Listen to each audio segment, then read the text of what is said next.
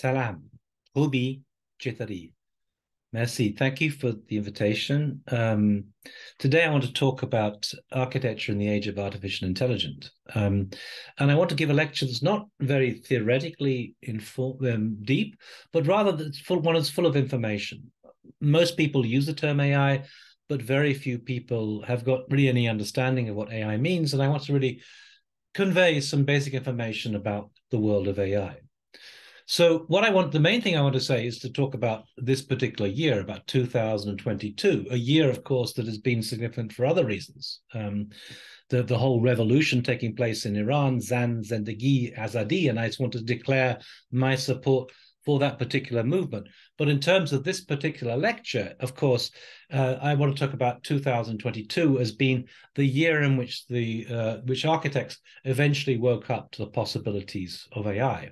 And I say this for two reasons. Firstly, this was the year in which these diffusion platforms, Midjourney, DALL-E, Stable Diffusion, and so on, were launched that really transformed the way that we could generate images. And the shift is between those on the left-hand side, the kind of generative adversarial networks, and this Midjourney image on the right-hand side, so much quicker, so much more, without so much less need of understanding the technology, and much better definition. So there's been a huge revolution in terms of the images, but also because of the number of books that have been published this year. The first ever mainstream books in the English language on AI and architecture were published in 2022. And two of them, of course, were books that I was involved in myself. On the left-hand side, Architecture in the Age of Artificial Intelligence, that in fact was published in December 2021, but it comes out in 2022. And on the right-hand side, Machine Hallucinations, the AD that was published this year. I'm going to refer to the one on the left throughout. I think this is the more useful of the two books in terms of it's got more information in it. So the four questions I want to address today: what is AI? How has AI evolved? How does AI generate images? And what potential impact will AI have on the future of architecture itself? So to start off with the question, what is AI? And maybe a useful starting point would be this definition offered by Margaret Bowden in her recent book, AI, Its Nature and Future, where she comments, AI seeks to make computers do the sort of things that minds can do. Well, it's useful up to a point, but is it fully correct? I mean, first of all, there are certain domains, such as playing games of chess and Go, which I'll talk about later, where human beings are clearly being surpassed by AI. And secondly, I'd ask the question whether indeed computers need to do certain things that the human mind can do. And in particular, I'm wondering whether they really need to be conscious. The biggest difference, of course, between the neural network of the mind and the neural network of AI is that basically, although we use the same terminology, although we use the term neuron to refer to these things and the connections as synapses and so on, there's very little connection really with the neural networks of the mind. And the key difference is that machines are not sentient. They're not self-aware. They might be able to beat us at a game of Go or chess, but they don't even know they're playing the game. They are just simply not conscious. And they have no more capacity to think than your pocket calculator. And that's an important difference. When you ask most people what they think of when they use the term AI, they think of robots, no doubt because of movies such as Ex Machina, and here we have a human being playing a robot. But of course, more common in many ways are humanoid robots posing as human beings, such as Sophia. And I've got to say that within the industry itself, Sophia is completely dismissed as utterly bogus and a complete sham. The point is, AI does not need to be a human robot. In fact, if you want to think about what AI is, don't think humanoid robot, think algorithms, think software. This essentially is what AI is. It's software, very sophisticated software, but software nonetheless. And as such, it's completely invisible. So in the office of the future, we're not going to be surrounded by humanoid robots, but we are going to be surrounded by AI. In fact, we already are surrounded by AI, even though most of us don't realize it. On our phones, for example, AI is what's filtering out the spam. It's what's finishing off our sentences in Gmail. It's what's translating things on WeChat. It's what's recognizing our friends on Facebook, and so on. In the house, it's what's powering, it's controlling Alexa and Siri. It's what's controlling our Roomba vacuum cleaners or our Nest thermostats. In the car, it's telling us if we're straying out of lane. It's also giving us the quickest route to where our destination. AI is everywhere, all around us, but it's simply invisible. We're talking simply about software, about code. I make this comment in my book.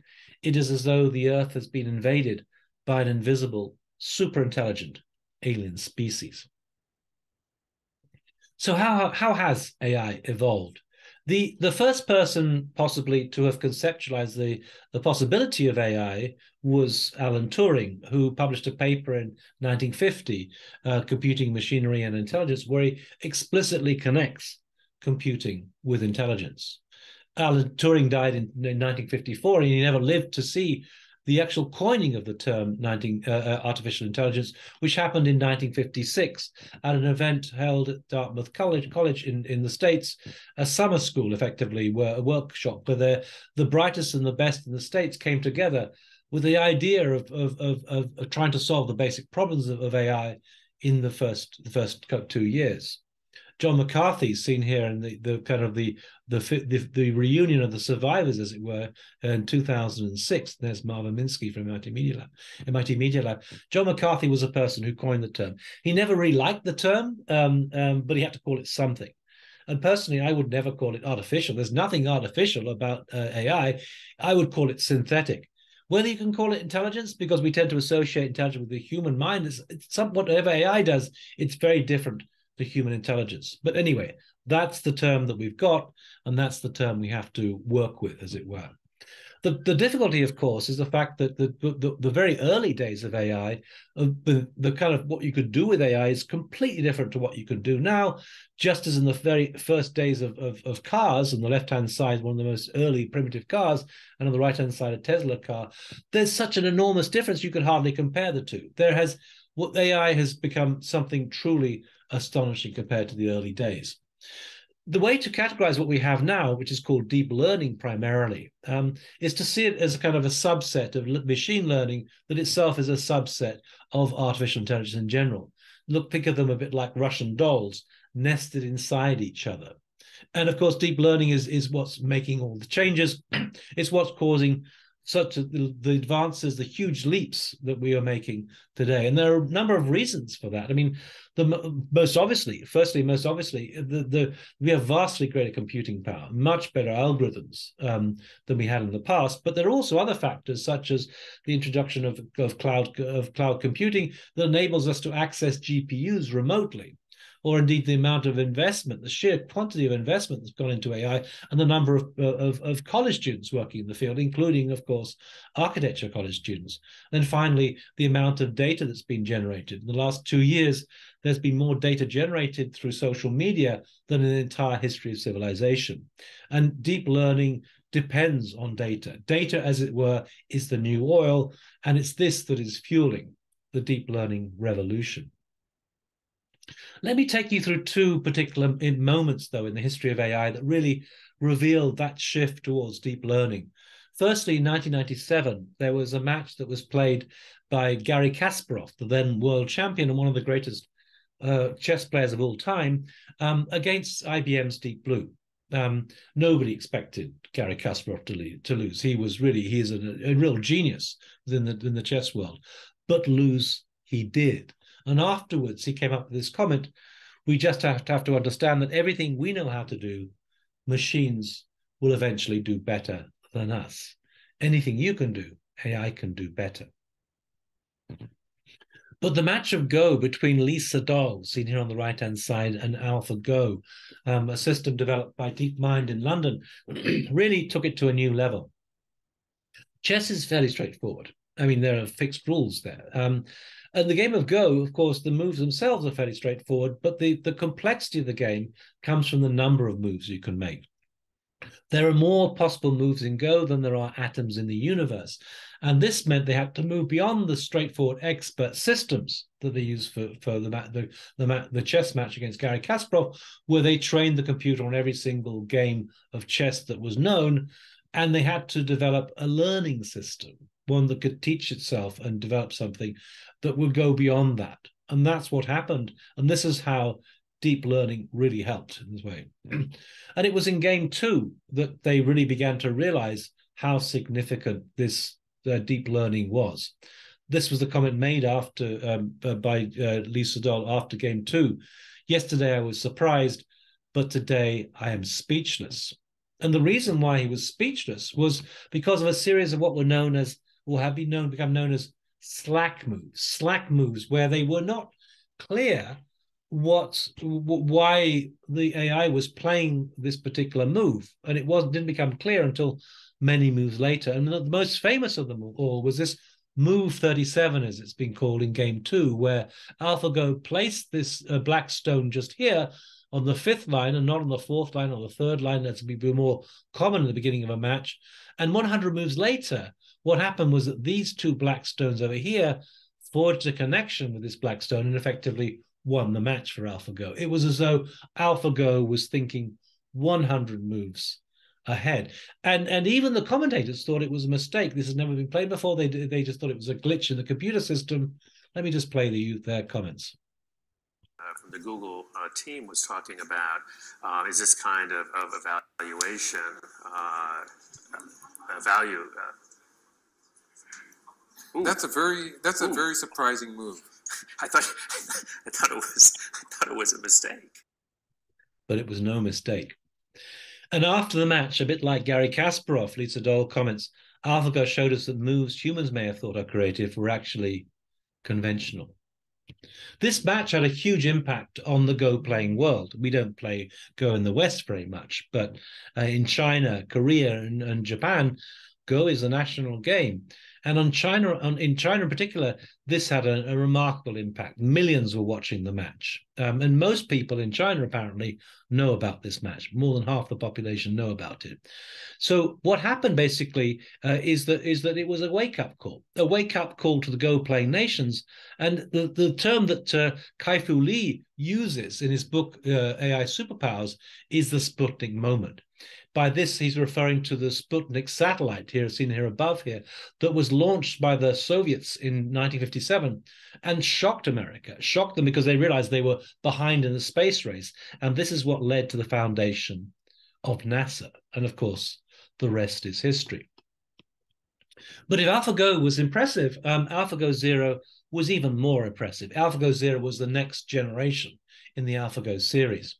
AlphaGo Zero took on AlphaGo well over 100 games of Go and won every single one.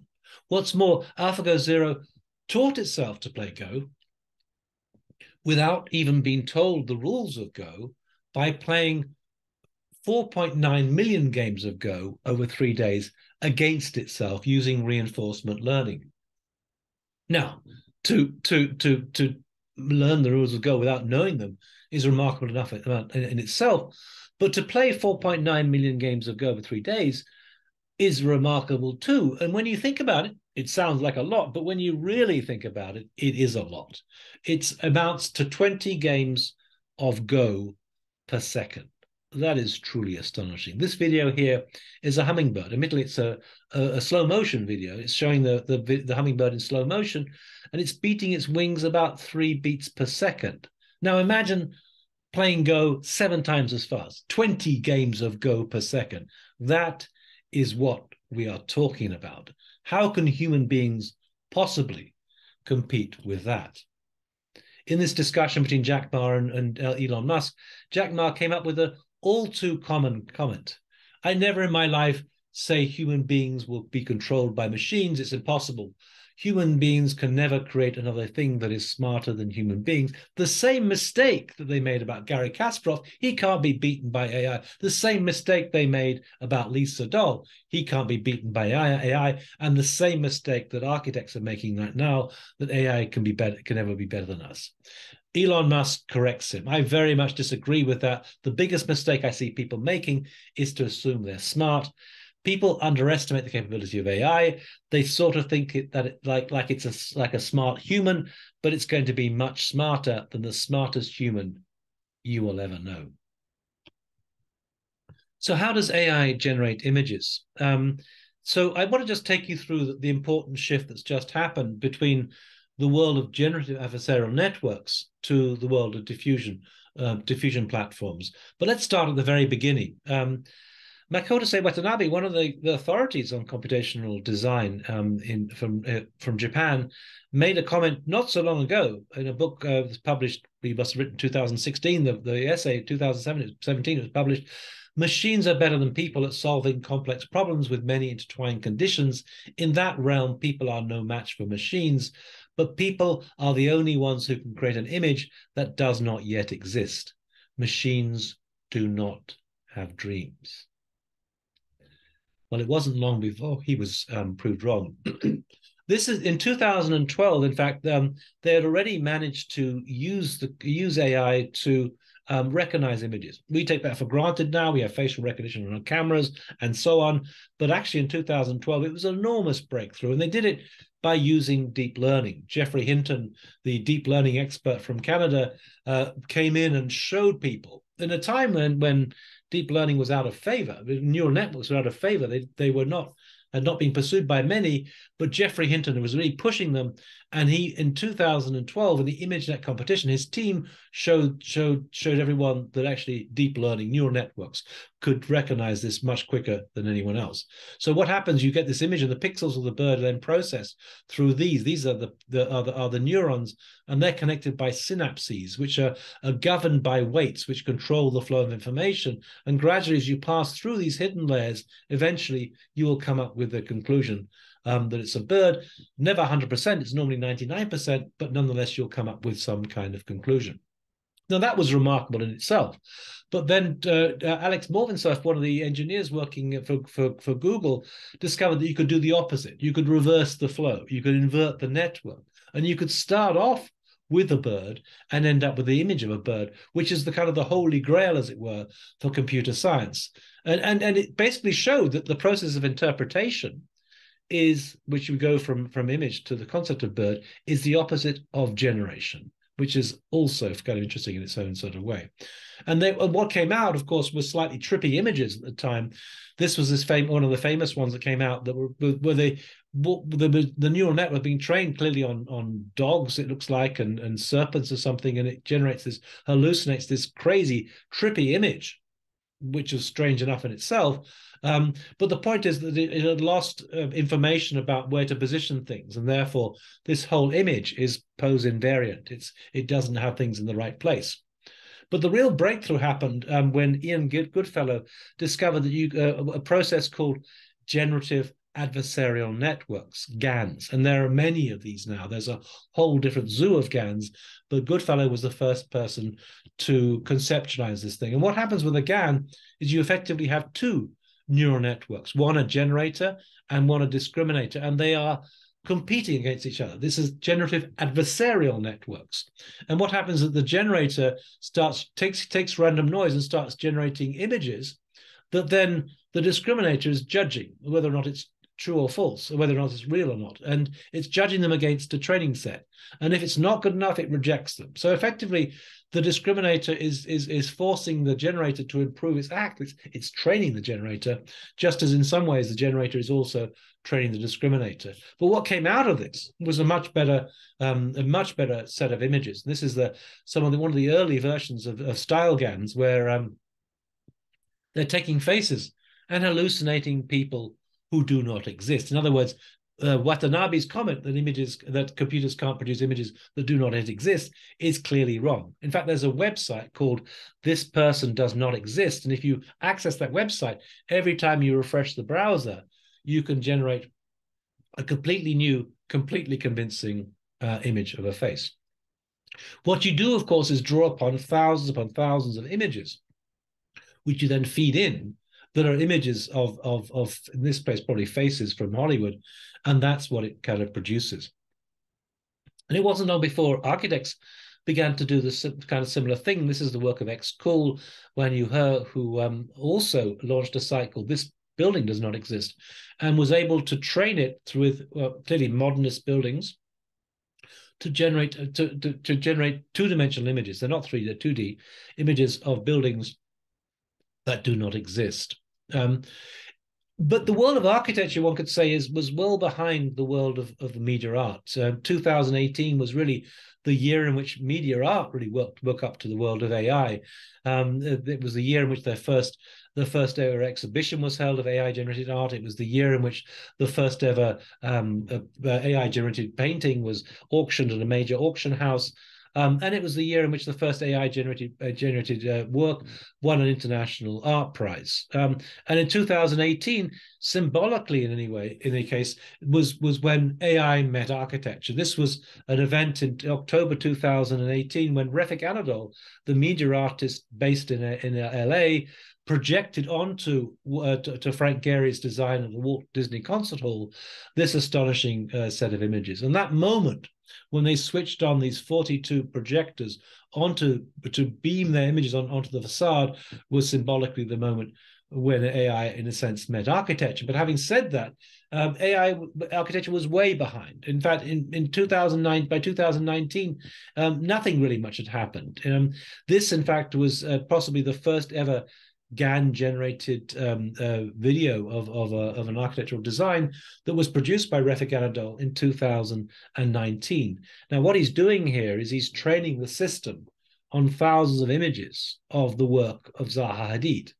And gradually, over time, it is interpolating those images. In other words, there's only a finite data set of images that it's using, and that's all it has as its basis. And out of that, you get an averaging, and you produce something that comes out never quite the same as what's been there before, but something that belongs to that family, shall we say, of the work of Zaha Hadid. And even though Zaha herself may no longer be with us, what you find is that the computer is able to hallucinate an image that looks certainly as though it could have been designed by Zaha Hadid herself. In fact, in a few moments, you're going to see just one such image just being hallucinated by the computer that looks as though it could be a Zaha image, and there it is. In fact, that was the image that we used on the front cover of my book. And since then, of course, things have developed further. Paul Pimmelblau, under Daniel Bolojan, who is really the AI genius behind this particular project called Deep Pimmelblau. He's also a professor at Florida Atlantic University now. He's masterminded this system called Deep Pimmelblau, where they again took all the previous work of the office, and then using cycle GANs as well, which means you're pairing it off against other things. Therefore, it's not just simply a kind of interpolation, it's an extrapolation.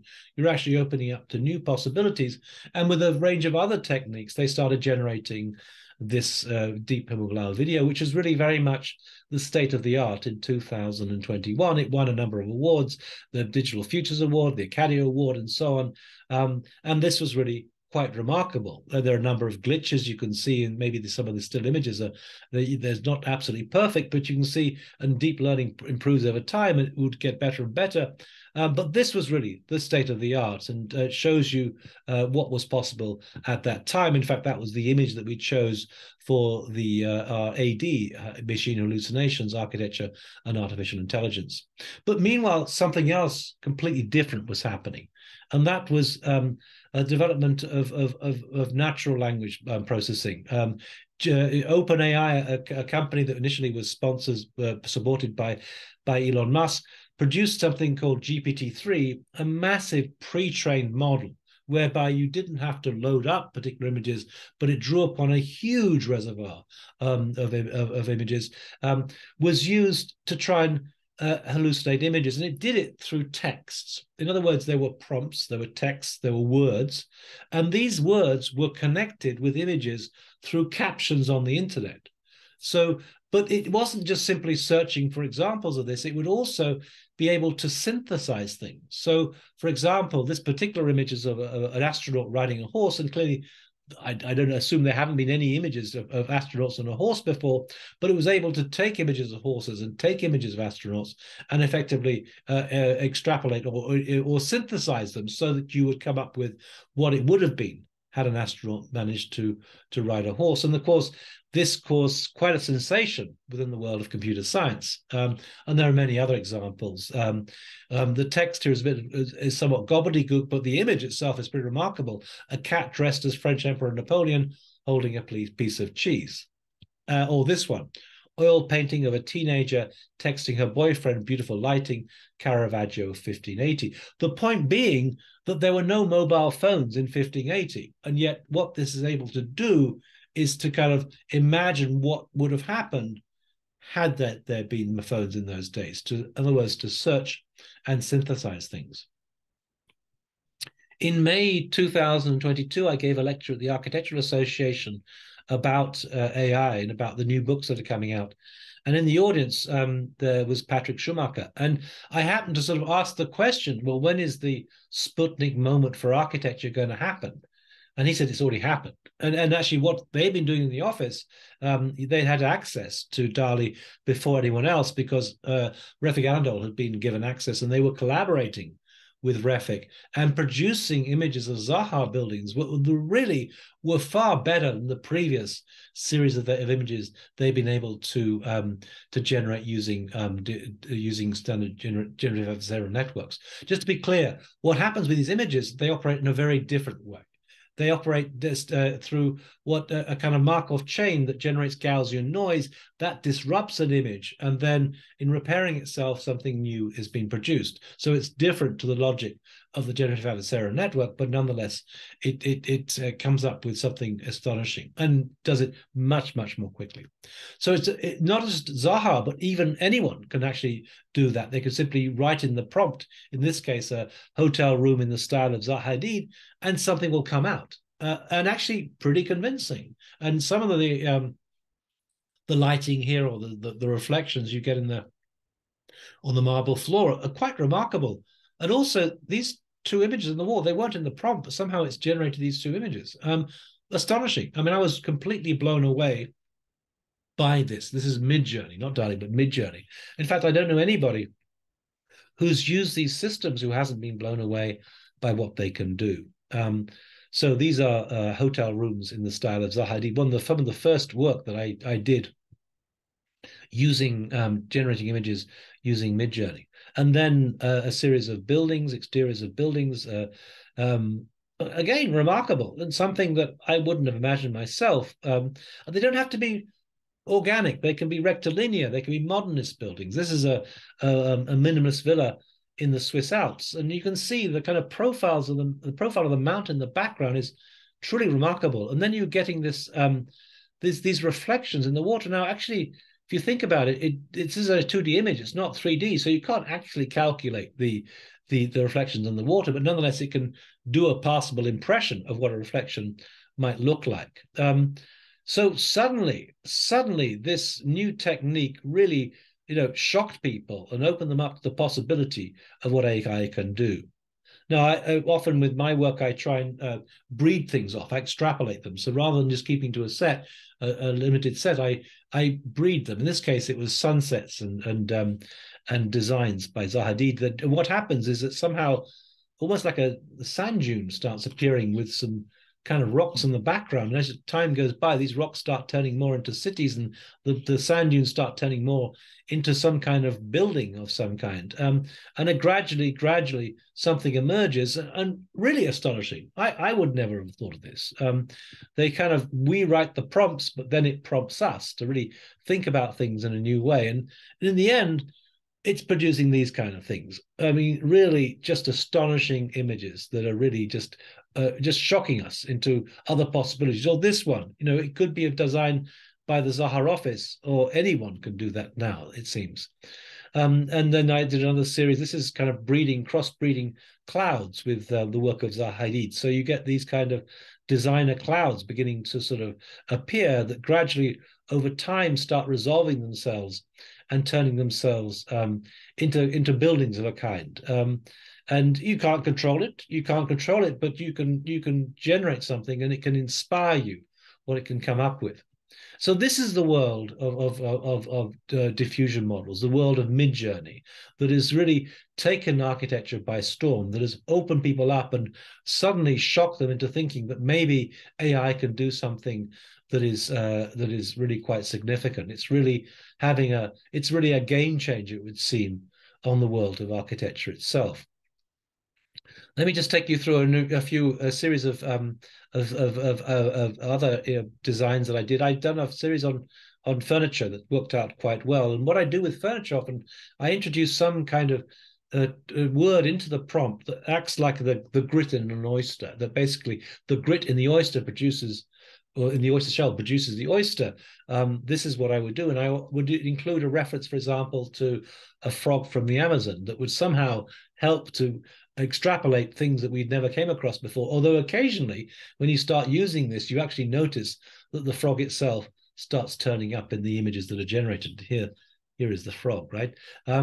So in this case, I used a shark, and I think you can see by the textures on these, I mean, amazing chairs or furniture, whatever they are, the texture of the shark's skin is very kind of evident, and it just blows me away with the range of options that you can come up with. Again, this is something where I'm kind of I'm using orchids and cocoons. I didn't use any word to do with a chair, but somehow it started producing all these kind of chaise longue type things, and just blowing me away. These actually, I did use the term chaise longue, and it started producing all this.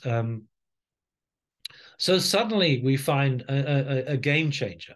This is my orchid chairs. I did further ones which ended up producing these, in many cases, really quite ravishing and astonishing designs.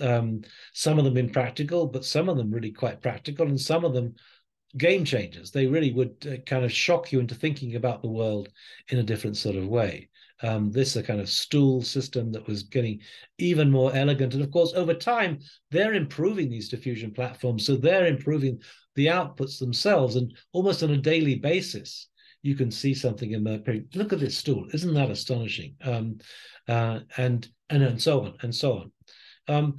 So this has really made people sit up and take notice. This is what AI can do, and it's transforming everything. How do we conceptualize these things? Well, I want to suggest that the model of the GAN, which doesn't actually work anymore, right? Because we're not using GAN, we did a diffusion model. But nonetheless, we could redeploy that model to think about what's happening, because effectively, what you're getting is a generator and a discriminator. We become the discriminator. What we're good at as human beings is discriminating. You smell a perfume, you like it immediately. You taste a cocktail, you like it immediately or dislike it. You smell something, you hear some music, you see an image. We can very immediately judge things, but we're perhaps not as good in terms of generating things. And I think what we're doing here is augmenting the capacity to generate things, augmenting in some senses the human imagination by bringing these diffusion platforms and generating things we wouldn't have thought of ourselves. So it's really enhancing the generator part of things, and then we are discriminating. And that's probably talking about a general shift anyway happening in design process. If you think about a photograph, right? These days, the old days, you take one photograph, you'd line it up, and spend half an hour, and eventually you'll take that photograph. Now we just do sample photographs, then we select a few, and then we kind of process them or edit them and so on, and so on. So there is something different happening now for sure. And I think what's happening is this is really enhancing our capacity to generate more options. So what about the future of AI? I think while these things have really had a huge impact and people are shocked by them, I mean, the quality of the images and so on, just kind of jumping out at you and so on, while they do that, they still have their limitations. There's just two-dimensional images. There's no sense of materiality, no sense of performance or anything like that. In a sense, what we have are simple sketching tools. They're very powerful sketching tools, but they're no more than that. Now, what I want to suggest is actually down the road, there are softwares being developed that are really going to transform the game. Even though they're maybe not so spectacular as these to begin with, they're going to change things. So, for example, the way, for example, in Zaha's office, at the moment, you have several different discrete platforms that you use. You might model in Maya, then you go into Rhino, then you go into BIM, then there's maybe a fourth platform that you use, and so on. And actually, what's going to happen in the future, we're just going to have one single platform that's going to go straight from data to data to fabrication. No BIM at all. And this is what's going to really radically change things. We know they're going to come out soon. 3 to 5 years, it's a bit like the self-driving car. We know that eventually the self-driving car is going to work perfectly, but we don't know exactly when, and we don't know quite when these things are going to have an impact, but they are going to have an impact, and they're going to be incredible. They're going to make life so easy for us. I mean, so tantalizingly easy. But at the same time, there's a dark side to this. I mean, I don't think there's any dark side to any tool. I mean, it's really a question of who uses a tool and for what. I mean, a kitchen knife is not evil. But you could use it to murder someone, or you could use it to cut up your vegetables. I think we have to distinguish between the tool itself and who uses it. I don't think that AI is evil, but it is frighteningly capable. It is capable of so much. And that, I think, is the dark side of AI. Because when you think of it, and soon AI will be able to generate building designs for us completely autonomously without our intervention at all. And that's fantastic. But then there's a dark side, right? Because if you've got a self-driving car, you don't need a driver. And if you've got AI that is basically generating designs completely autonomously, then perhaps you don't need an architect. Let me simply finish with these two images that I think are so significant in terms of the lessons they tell us. The self-driving car on the right-hand side, that is happening, right? And on the left-hand side, Lee Sedol, being beaten by AlphaGo. Nobody expected that. What happened to Lee Sedol? Well, in 2019, he gave up the game of Go with the comment that AI was an entity that could not be defeated. Is that a presage about the future of architecture itself? So let me then just leave you with this final sort of comment about the year in which we are. The year of Zan, Zendegi, Azadi. Azadi begins in A, ends in I. This is the year of change, the year when architects finally woke up to the possibility of AI, but there's much more to come, and it's going to be incredible. It's going to be incredibly exciting. And I'm sure that the Iranians, the talented architects in Iran, the computationally very advanced architects in Iran will play a huge part in the future of the impact of AI on architecture itself. So, merci. Thank you. Thank you. Thank you.